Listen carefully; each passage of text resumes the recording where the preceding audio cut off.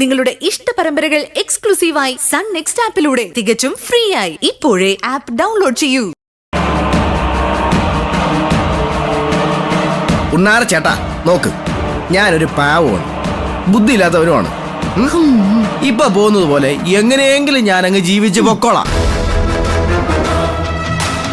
ഒരു ഉപകാരം എനിക്ക് ചെയ്യാൻ വരണ്ട. ഉപദ്രവിക്കെതിരുന്നാൽ മാത്രം മതി പ്ലീസ്. പ്രണവേ, ഇതുവരെ നീ പറഞ്ഞൊക്കെ ഞാൻ കളഞ്ഞു. ഒന്നേന്ന് പറയുക, ഈ ബിസിനസ് വേണമെങ്കിൽ നീ ഏറ്റെടുത്ത് നടത്തിക്കോ. ഇതുവരെ ചെയ്തതും പറഞ്ഞതും ഒന്നും ഞാൻ മറക്കില്ല. അതിങ്ങനെ ആയ വർക്കിക്കൊണ്ടേ ഇരിക്കും. അതുകൊണ്ട് ഇനി അങ്ങോട്ട് പാർട്ട്ണർ കീട്ട്ണർ എന്നൊക്കെ പറഞ്ഞുകൊണ്ട് എന്നെ കൊണ്ട് അടിമപ്പണി എടുപ്പിക്കാന്ന് വിചാരം ഉണ്ടെങ്കിൽ അത് വേണ്ട.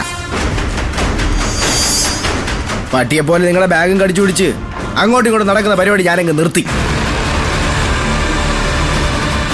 ഇനിയും എന്നെ വലയിൽ വീഴ്ത്തി ജീവിതകാലം മുഴുവനും കുരുക്കിട്ട് കളയാന്നുള്ള ചിന്ത അങ്ങ് ഉപേക്ഷിക്കും. നീ എന്താണ് ഇങ്ങനെയൊക്കെ സംസാരിക്കുന്നേ? ഏത് സമയം നിന്നെ എങ്ങനെ രക്ഷപ്പെടുത്താന്ന് ചിന്തിക്കുന്ന ആളല്ലേ ഗൗതം? നീ ബെസ്റ്റ് ബിസിനസ്മാൻ അവാർഡ് വാങ്ങുന്നത് സ്വപ്നം കാണുന്ന ആളല്ലേ ഇവൻ? നോക്ക്, ആവശ്യമില്ലാത്ത കാര്യങ്ങളൊന്നും ചിന്തിക്കുകയും പറയുകയും വേണ്ട. നിന്റെ തോൽവിയാണ് ഗൗതം ആഗ്രഹിക്കുന്നതെങ്കിൽ ഇപ്പൊ ഇവനെ എന്തിനു നിന്നെ ബിസിനസ് പാർട്ട്ണർ ആക്കണം? പറ. ഈ നിൽക്കുന്ന മനുഷ്യനെ ബിസിനസ്സിൽ വിജയങ്ങൾ മാത്രം ഉണ്ടാക്കിയിരുന്ന ഒരു കാലം ഉണ്ടായിരുന്നു. അന്നൊന്നും എന്നെ പാർട്ട്ണറാക്കാൻ തോന്നാത്ത ഇയാക്കെ തോൽവികളും തിരിച്ചടികളും മാത്രം കിട്ടിക്കൊണ്ടിരിക്കുന്ന ഈ സമയത്ത് പെട്ടെന്നങ്ങനെ പാർട്ട്ണറാക്കാൻ തോന്നിയത് എന്തുകൊണ്ടാ?